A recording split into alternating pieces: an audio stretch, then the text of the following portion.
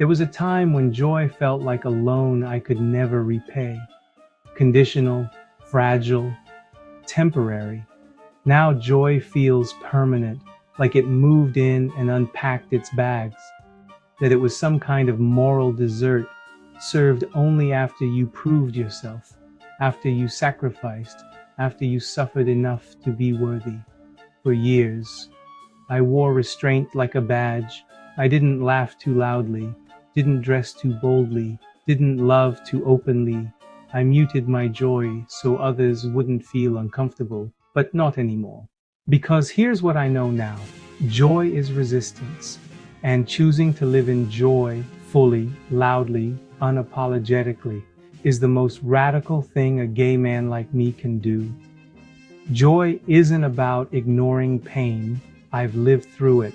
I've cried at 3 a.m., begged for answers, lived years in secret. I faced judgment from people who claimed to love me and felt invisible in rooms. I helped light up, but I'm still here and I'm smiling because joy isn't the opposite of suffering. It's what survives it. Now I find joy in the smallest things.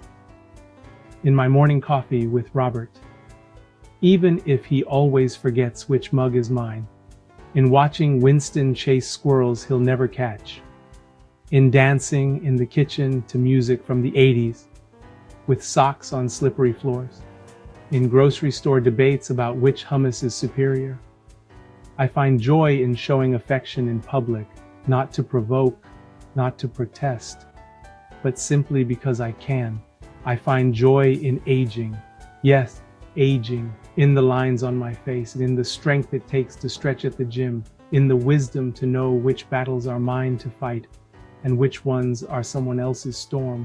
I find joy in being enough, not after I lose 10 pounds, not after I publish a book, not after I hit a milestone, but now, as I am, in this moment, and most importantly, I find joy in loving out loud. There's a joy I never expected, the joy of true friendship. Friends who don't flinch when I'm honest, who advise instead of judge, who laugh with me, not at me, with them. I don't have to explain myself or shrink myself. And that, too, is joy. When your emotions aren't at war with your reality, everything feels lighter, even laundry, even Monday mornings. Emotional stability doesn't erase hard times, but it shrinks them down to size, because joy grows bigger when it doesn't have to compete with fear. Joy is knowing that no matter what storm comes, job changes, bills, sickness, I don't face it alone, because joy isn't the absence of problems. It's the presence of someone who says, we'll figure it out together. And when I see Robert beside me, that's all the proof I need. I don't water down my story anymore. I don't round off the edges. I don't preface my truth with, I hope this doesn't offend you.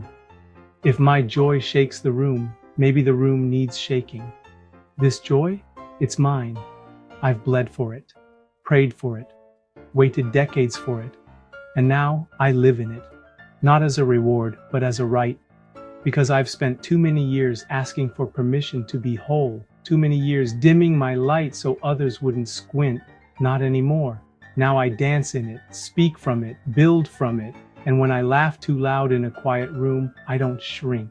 I laugh louder because I found joy, not as an accident, but as a right, not just in spite of who I am, but because of it. And that, my friends, is what freedom sounds like.